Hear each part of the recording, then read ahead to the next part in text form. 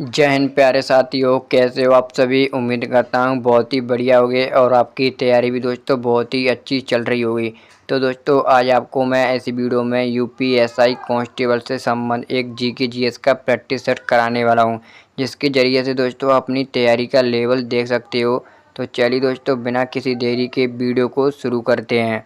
आपका पहला प्रश्न है, सार्क का प्रथम सम्मेलन किस वर्ष हुआ था। यानी दोस्तों आपको बताना है जो सार्क है उसका प्रथम सम्मेलन किस वर्ष हुआ। तो दोस्तों सबसे पहले आपको ये पता होना चाहिए जो सार्क है वो क्या है। तो दोस्तों मैं आपको बता देता हूँ जो सार्क है वो दोस्तों एक दक्षिण एशियाई देशों का समूह है। और दोस्तों इसमें कितने देश सदस्य हैं। तो दोस्तों इसमें आपके 8 देश सदस्य हैं। और दोस्तों 8 देश वो कौन कौन से हैं। तो दोस्तों आपका पहले पे आता है अफगानिस्तान, पाकिस्तान, भारत, भूटान, नेपाल, श्रीलंका। तो ये दोस्तों आपके 8 देश इसके सदस्य हैं। और मैंने आपसे प्रश्न पूछा था कि सार्क का प्रथम सम्मेलन किस वर्ष हुआ था। तो दोस्तों आपका इसका राइट आंसर होगा ऑप्शन सी 1985 ईस्वी में। क्योंकि दोस्तों 1985 ईस्वी में ही इसकी स्थापना हुई थी। और इसकी स्थापना दोस्तों आपको पता हो ढाका बांग्लादेश में हुई थी। और दोस्तों इसका जो पहला शिखर सम्मेलन है वो 1985 में ही करा दिया था। और 1987 में जो दोस्तों इसका सचिवालय वो स्थापित किया गया था काठमांडू में, जो दोस्तों नेपाल की राजधानी है काठमांडू। वहीं पर दोस्तों इसका जो सचिवालय वो स्थापित हुआ था। और दोस्तों वहीं बात करी जाए आपसे 1986 ईस्वी की। तो दोस्तों 1986 ईस्वी में इसका दूसरा जो शिखर सम्मेलन है वो हुआ था कहाँ पर दोस्तों, वो आपका दोस्तों बेंगलोर में हुआ था, यानी भारत के बेंगलोर में। और दोस्तों जो दूसरा इसका शिखर सम्मेलन है वो भारत का पहला शिखर सम्मेलन हुआ था। और दोस्तों मैं आपसे एक प्रश्न पूछना चाहता हूँ, जो सार्क है अब तो उसमें कितने शिखर सम्मेलन हो चुके हैं, ये दोस्तों आपको कमेंट करके बताना है। तो चलिए चलते हैं दोस्तों अगले प्रश्न की ओर। आपका अगला प्रश्न है, यूएनएस्को की स्थापना कब हुई थी। यानी दोस्तों आपको बताना है जो यूएनएस्को है इसकी स्थापना कब हुई। तो दोस्तों आपका इसका राइट आंसर हो जाएगा ऑप्शन सी 1945 ईस्वी को दोस्तों आपकी यूएनएस्को की स्थापना हुई थी। और दोस्तों आपसे पूछा है जो यूएनएस्को दिवस है वो कब मनाया जाता है। यानी दोस्तों वर्ल्ड हेरिटेज दिवस, तो वो दोस्तों आपका हर साल 18 अप्रैल को मनाया जाता है। क्या वर्ल्ड हेरिटेज दिवस।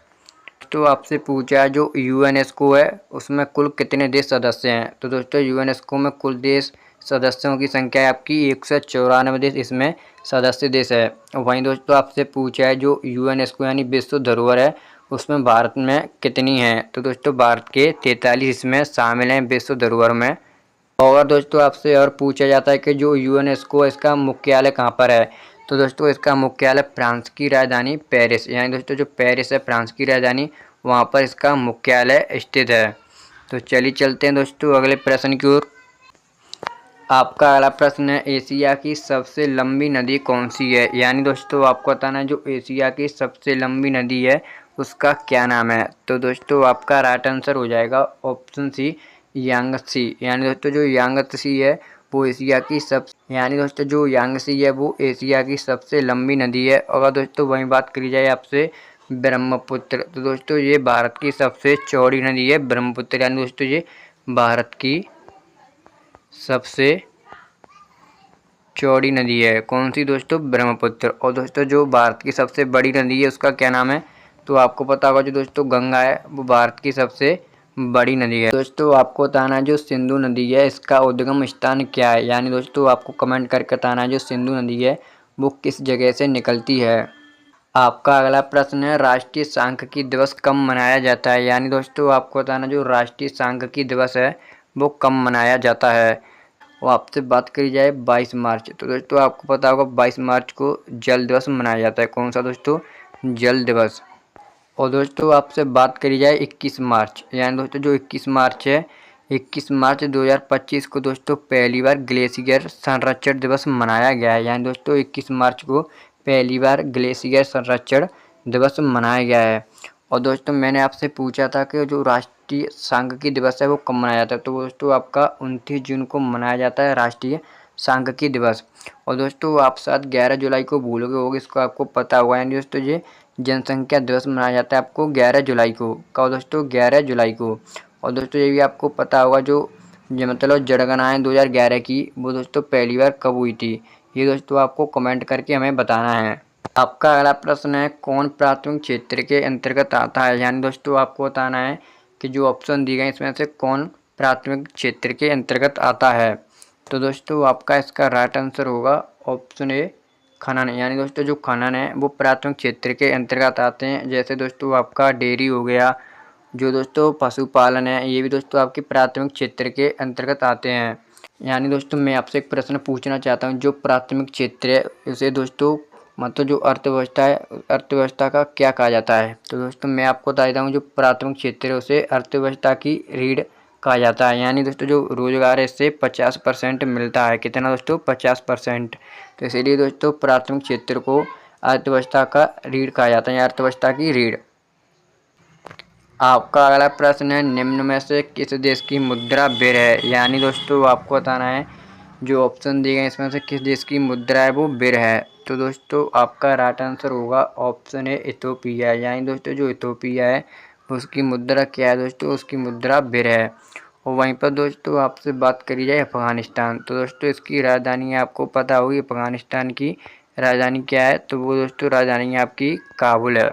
और दोस्तों जो अफ़गानिस्तान है वो भारत के साथ कितनी सीमा साझा करता है? तो वो दोस्तों आपकी 106 किलोमीटर की सीमा साझा करता है। और दोस्तों अफ़गानिस्तान की मुद्रा की बात करें तो आपको पता होगा अफ़गानी इसकी मुद्रा है। क्या है दोस्तों? अफ़गानी।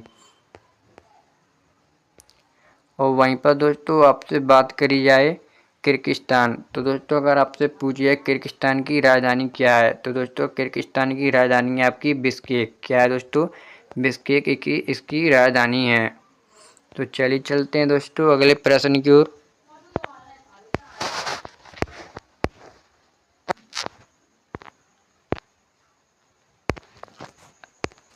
आपका अगला प्रश्न है रेगुर किस मिट्टी का अन्य नाम है। यानी दोस्तों आपको बताना जो रेगुर है वो किस मिट्टी को कहा जाता है। तो दोस्तों आपका राइट आंसर हो जाएगा ऑप्शन सी काली मिट्टी। यानी दोस्तों आपको पता होगा जो काली मिट्टी है इसका काला रंग किसके कारण होता है।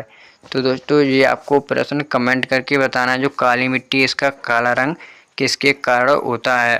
और दोस्तों वहीं आपसे बात करी जाए जो काली मिट्टी है वो कहाँ पाई जाती है सबसे ज़्यादा। तो दोस्तों आपकी जो काली मिट्टी है जैसे आपका कर्नाटक हो गया, मध्य प्रदेश हो गया, ऐसे राज्यों में दोस्तों काली मिट्टी अधिक मात्रा में पाई जाती है। और दोस्तों जो काली मिट्टी है इसमें जो दोस्तों कण होते हैं वो बहुत ही ज़्यादा महीन यानी दोस्तों छोटे होते हैं। इसी के कारण दोस्तों काली मिट्टी में ज़्यादा टाइम तक नमी बनी रहती है। यानी दोस्तों पानी को ज़्यादा टाइम तक सूख के रखती है। ये दोस्तों आपको पता होना चाहिए। इसमें दोस्तों काली मिट्टी में ज़्यादातर किसकी खेती की जाती है? तो आपको पता होगा काली मिट्टी में कपास की खेती बहुत ही ज़्यादा उपजाऊ होती है। तो चलिए चलते हैं अगले प्रश्न की ओर।